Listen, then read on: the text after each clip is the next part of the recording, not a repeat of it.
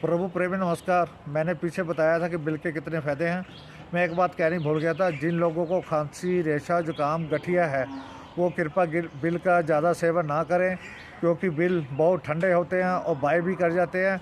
ये हफ्ते में 2 बार ही लेने चाहिए। हाँ, बिल से कब्ज़ तो ठीक हो जाती है, शरीर में स्फूर्ति भी आती है। इसमें रूह अफ़ज़ा में बना के भी लिया जा सकता है।